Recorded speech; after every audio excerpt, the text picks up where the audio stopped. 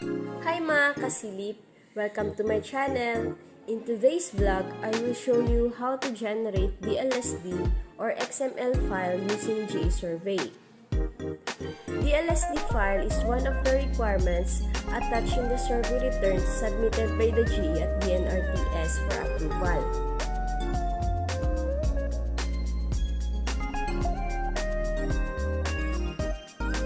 This is the sample plan. Before you can generate the Dlsd file, you should have the following.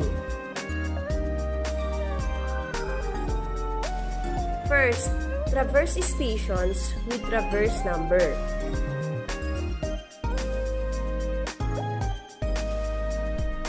Second, adjoining lot names. Be sure the layers are correct. Third, adjacent lot lines. Fourth, the collected data of each lots. Be sure that you have downloaded it all to display its data. If the lot have adjoining creeks or rivers, you have to set the 20-meter legal easement and additional corners to it.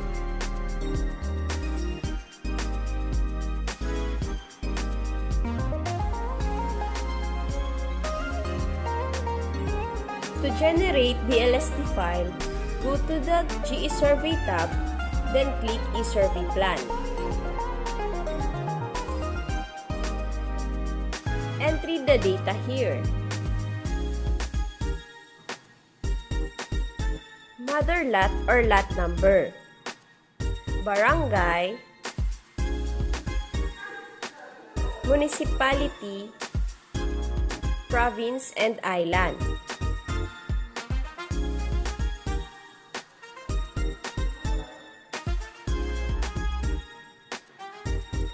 Then, you can set the urban code.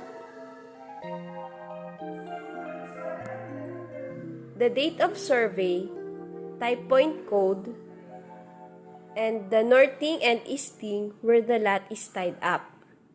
Last is the description.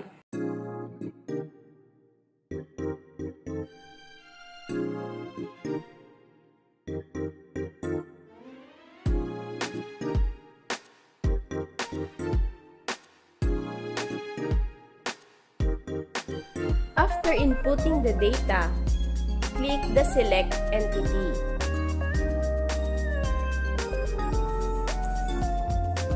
Then, select all the collected data.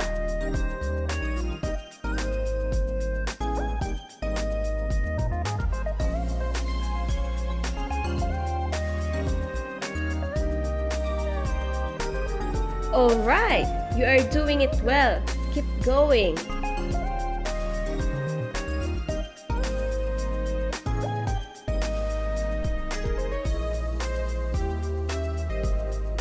Great!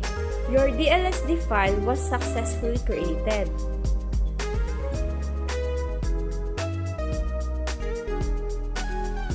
And look for the XML file that automatically saved in the folder.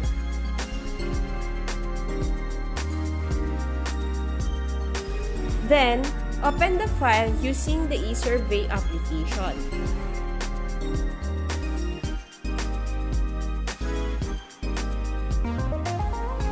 That's right!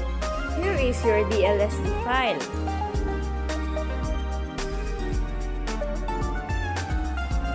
You can move the boundary data into the mother lot layer.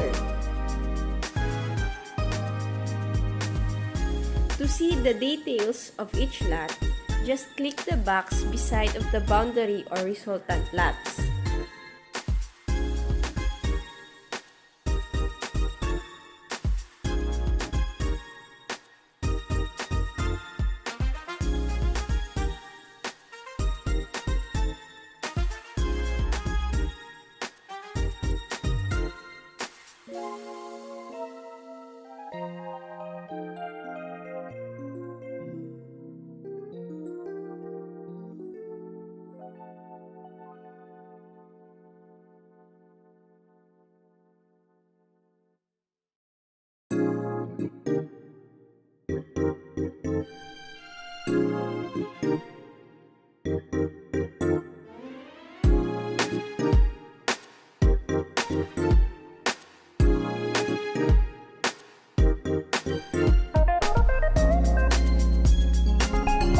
that's all for today's video.